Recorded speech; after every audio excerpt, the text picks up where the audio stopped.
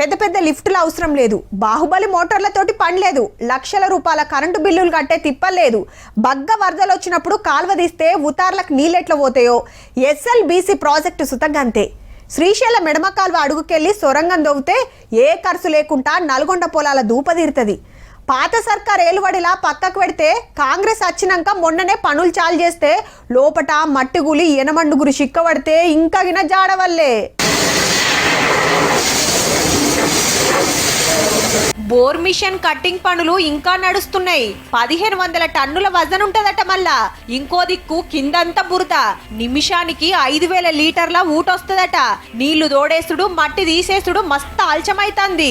షిఫ్టుల మీదకెళ్ళి కొందరిని లోపలికి పంపిస్తాండ్రు సకల జాగ్రత్తలు తీసుకొని. మార్నింగ్ ఒక 75 మంది లోపల ఉన్నారు. ఇప్పుడు అడిషనల్ గా ఒక 40 మంది వెళ్తున్నారు. యాక్ట్ టైం 100 మంది అక్కడ పనిచేస్తుంటారు. 700 మీటర్లు ఇప్పుడు ప్రెజెంట్ గా చేయడం జరిగింది. ఇంకా ఉంది చేసేది, చేస్తాం. 7 రోజులైనా లోపటున్న ఎనమండుగురు ఎట్లున్నారో గింతగిన తెలుస్తలేదు. పెద్ద పెద్ద ఇంజనీర్లు, ఆఫీసర్లు, మిలిటరోళ్ళు దగ్గరుండి పనులరుచుకుంటాన్రు. చిక్కబడ్డోళ్లను ఎట్లా బయటికి తీసుకురావాలని వీళ్ళు తండ్లాడుతుంటే ఈ సర్కారోళ్ళకి ఏం చాతనైతలేదు అని బీఆర్ఎస్ పార్టోళ్ళు రాజకీయ రచ్చ మోపు చేసిండ్రు.